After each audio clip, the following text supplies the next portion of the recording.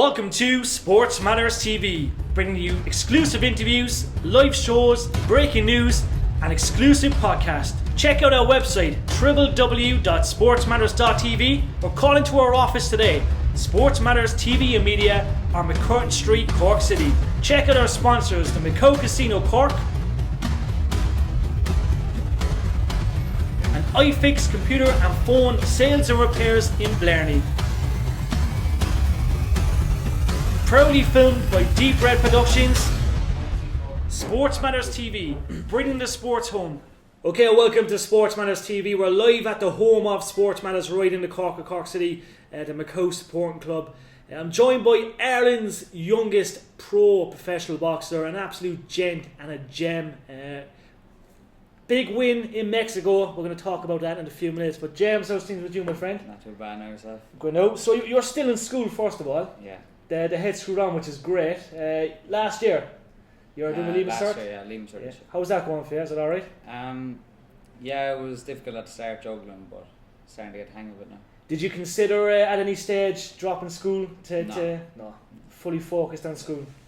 I love that. And school and boxing, good mix. And what sort of teachers think of it? Like when they hear you're fighting in Mexico, and are they worried, concerned? Are they like, oh, that's our star pupil, like he shoot me over there? Excited. Excited. They're very supportive, very interested in it. Yeah. All questions, and they're kind of. There's teachers popping out of the woodwork that have an interest in boxing that you wouldn't think. You wouldn't think they're little dare horses in the back. Yeah. Now, how did it start for you first day? Because you know you're at it quite a while. I believe it was 9 when you first kind of started. How did it all come about? It was always in the family. Yeah. My granddad would have a big interest in boxing. Big interest in fighters, Marvin Hagler and all them. Then my uncle, who was a boxer himself, he brought me down to the club. Yeah. Started doing sessions with me. It was a lot easier when you have someone taking you from your house to the club, dropping you home. My mother was obviously dropping me to the club and back. And yeah. When it was a tight fit group, just family, it was easy. It was very easy to start off. And what way was it like at the start? Like, can you remember receiving like the first punch? You know, because sometimes they say, you know, it's like when I always like Paul Bunnemore, for example, he's got this great saying. They might look good on the bags and stuff, but how they take that first punch? How can you remember taking that first punch? And like, was it for you? You knew straight away you liked it. I said a weird reaction. I kind of didn't mind getting hit. Yeah. And I think that could be one of my downfalls. I don't mind getting hit. Yeah. So. That's a good thing, no, maybe. It wasn't a turn off, but you see that very often. There'll be very talented kids until they get inspiring and then they fade out. Definitely. Can you remember the first amateur fight? I fought Stephen Cairns, actually. Yeah, I was. What a way to go into it. What happened was my opponent pulled out because I was a kilo heavier. Yeah. And Stephen Cairns, who was walking around the hall, so was 8 kilos lighter than me, and obviously a year younger. Yeah. And he jumped up and said, I'll fight him. So me and Stephen Cairns got in, but we kept it technical. Yeah. Kept it good, and I came up with the win. Interesting. But, interesting. That's good to know. Yeah, it was 8 kilos in a year, but we said nothing about that. Is he still on about it? No. No, we were best pals in ever since then. Yeah, we didn't really talk before that, but we were best pals in after that. That's good. He's a good fighter, I must say. It was very, very technical. And you won a lot of numerous titles as a junior. Like, you know, what was it like to claim so many victories as an amateur? Yeah, I'd be very proud of the county titles. Yeah. You see a lot of names going back in history claiming Cork county titles and all the great fighters from Cork. My great granddad, he's still alive, born 1930. Some man. Very interested in boxing his whole life, born and raised in Cork. He'd tell you about the stories every Saturday, just stories going on about the Cork greats, Dancer Nagel and all them. So it's nice to put your name with them. It's definitely in the blood. Yeah, definitely nice in the blood. That. And for you, like as an amateur, what was your biggest achievement? Was it county or was it like bigger than that? As an amateur, I never really focused on medals or achievements. I kind of just focused on getting in there and getting in the best fights possible. Of course. I never cared about winning or losing. Once I provided an exciting fight, once it was a good fight, once I can look back in years to come and say, well, I fought him and the whole crowd enjoyed it and they're all on their feet afterwards. There's no better feeling, I'd Yeah. say. What kind of guys were you with working? Like, who kind of worked with you kind of growing up? Because I know you were at a number of clubs, big clubs in Cork. Obviously, they all deserve massive credit for your journey. But Yeah. what kind of guys were you working with, and how much of an influence were they on you? Obviously, Macau Boxing Club would have been a major factor. Yeah, massive club as well. The beginning years are always the hardest. Yeah. Well, they're getting a little bit harder now when we're going to Mexico. Yeah. But training alongside, I always had great training partners. Yeah. From Macroom, Christina Desmond, Yeah. Noel Murphy. Just the people coming in from around Macroom, they were very passionate. Of course. Sparring got heated. Mm. There was a lot of determination there. Yeah. Then I went to Father Horgan's. You have Mickey Power, who's one of the Cork legends. He is, definitely. Mickey's a good man. You have Kevin Sullivan, who provides a buzz around the club. Yeah. My uncle, obviously, Tom Power. Of course. Big credit for my early years. And then you're training with people up in Father Horgan's. Yeah. I had Jamie Griffin, Christina Desmond came up with me as well. Noel Murphy went off to turn pro. He did. Obviously. He's a beast, Nolly. I like Yeah. him. Good man. Obviously, I was looking up to him, Yeah. watching what he was doing across the water, watching what could help me and benefit me. Of course.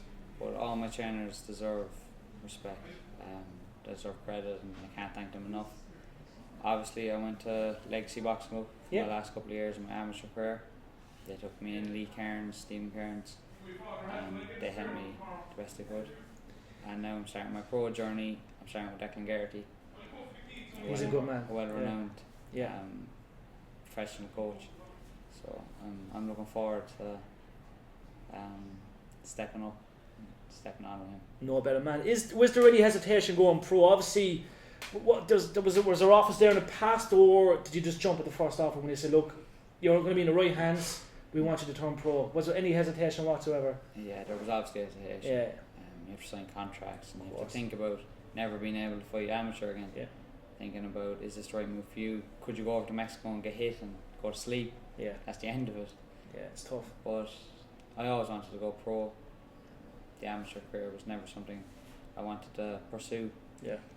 You were obviously talking to Michael Faulkner. He wants a European gold or an Olympic gold. Yeah. He definitely, I'd fancy him That, for it. yeah. But He's Michael. I tell you one thing about Michael. Like, and Michael is so humble and he's so intelligent and he's always He's a wanting to great learn. kid.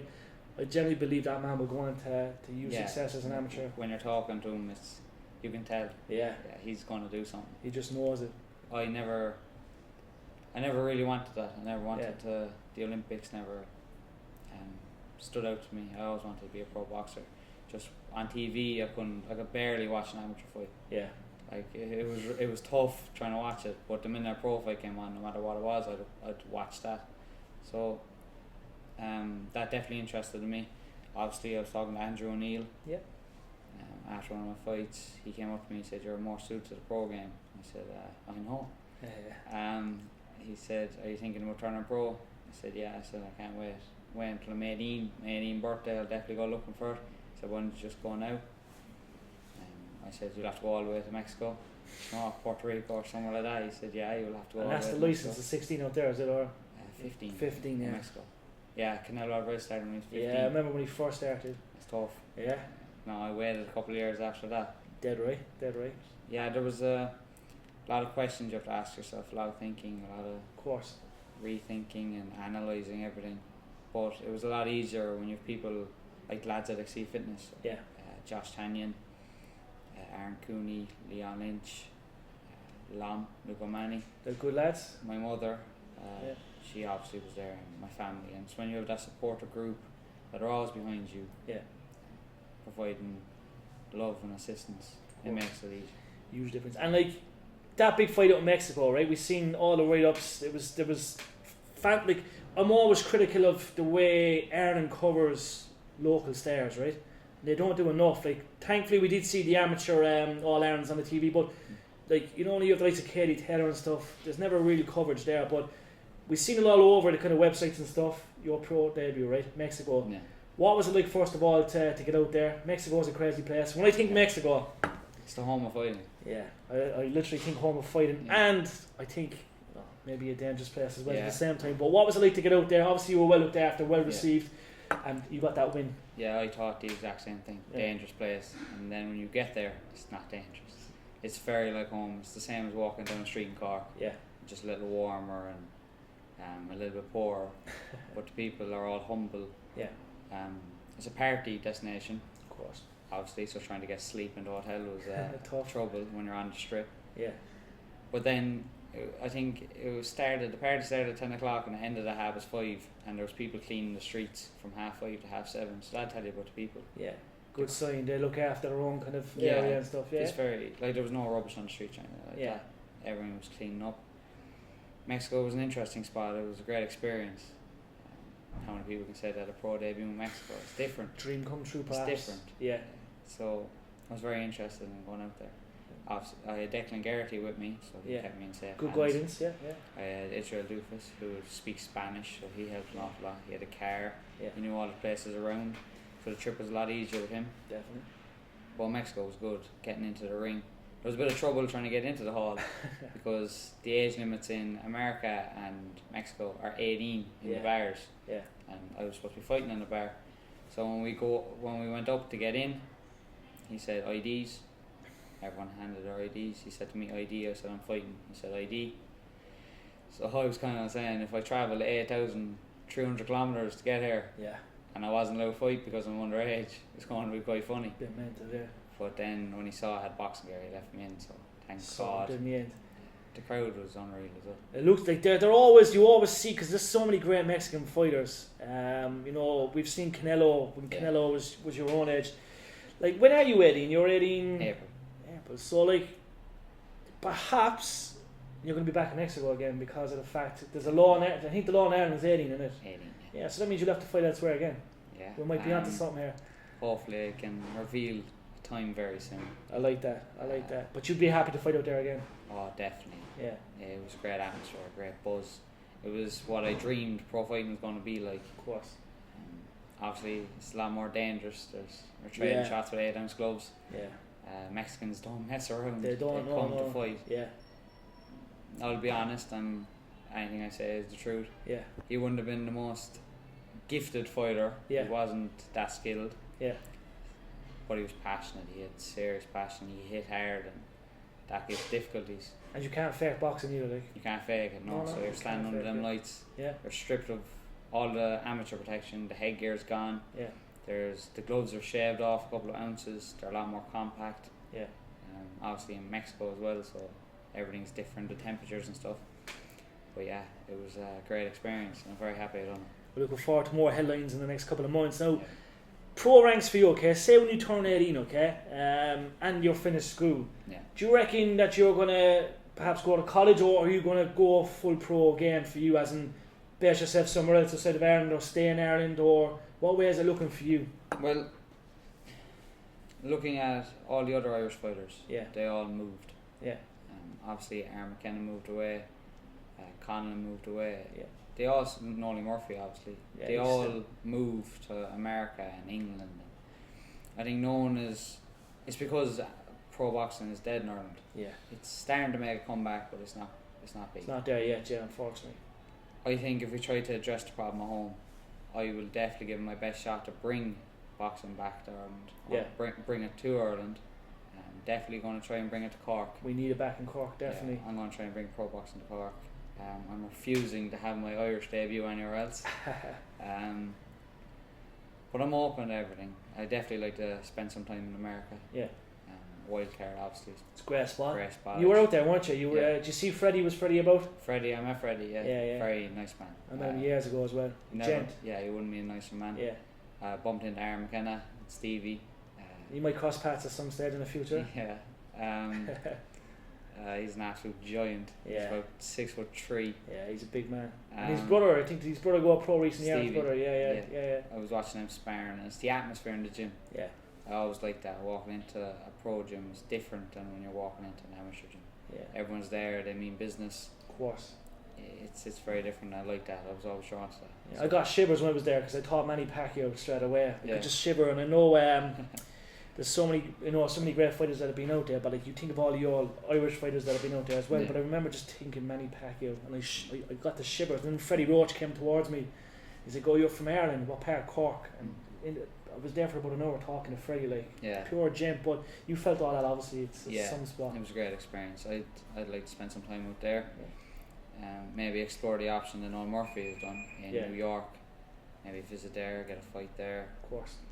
Myself and Kaz were talking about a few locations around America, Boston and all that. So it'd be nice to get out there. It'd be nice to get to other countries. Definitely. Fight in as many places as I can, I suppose. Any dream destination for you? Like, you look at all the amazing arenas like in Vegas, obviously New York, Madison Square Garden. For you, is it there or is it Park Equive in Cork? Like, people always say to me, if you could do something, where would it be? And I always say a home. But for you, does Madison Square Garden stand out as a home? Anywhere. Yeah. I just like fighting. I enjoy fighting. Anywhere that'll take me, I suppose. But yeah, every fighter that has the dream of turning pro sees Madison Square Garden as the giant spot. Of course. Sees it. They dream about that. Yeah. Dream about Vegas. But Cork, I'd love to go fight in Cork. I'm loving it.